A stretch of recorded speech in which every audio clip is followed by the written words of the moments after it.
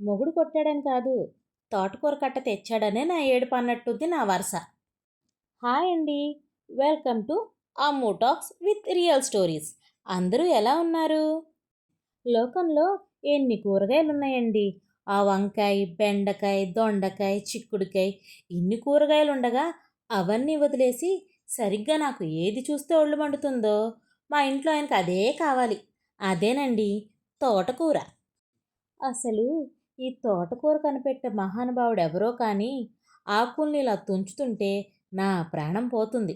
ఇది వండడం ఒక ఎత్తు అయితే ఆ మట్టిపోయేలా కడగడం ఇంకో ఎత్తు. ఆకుకూరలు తింటే కళ్ళు కనిపిస్తాయి అంటారు. నాకేమో ఇది చూస్తుంటే కళ్ళు తిరుగుతున్నాయి బాబు. నేను కూడా ఈ ఇంట్లో అడుగుపెట్టినప్పుడే డిసైడ్ అయిపోవాల్సింది. లోకంలో అందరూ ఆకుకూరలు ఆరోగ్యానికి అమృతం అంటారు. నాకేమో ఇది చూస్తుంటే అమృతం సీరియల్లో ఆంజనేయులు గారిలాగా ఏడవాలనిపిస్తుంది. ఆయన తింటారు సరే, మరి నా సంగతేంటి? గిల్లలేక నేను గింజుకుంటుంటే ఆయన మాత్రం అమ్మో, తోటకూరలో ఐరన్ ఉంటుంది తెలుసా అని లెక్చర్లు ఇస్తుంటారు. ఐరన్ కావాలంటే ఇనుప కడ్డీలు కొరుకుతాను కానీ ఈ గడ్డి మాత్రం నా వల్ల కాదు బాబోయ్.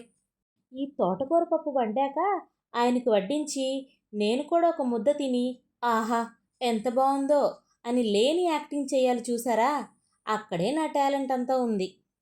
నిజం చెప్పాలంటే అండి, ఈ తోటకూర వండటం అనేది వంట కాదు, నా సహనానికి పరీక్ష.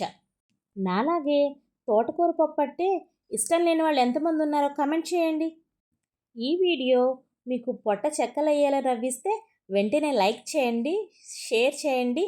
మన అమ్ము టాక్స్ విత్ రియల్ స్టోరీస్ ఛానల్ని సబ్స్క్రైబ్ చేసుకోవడం మాత్రం మర్చిపోకండి.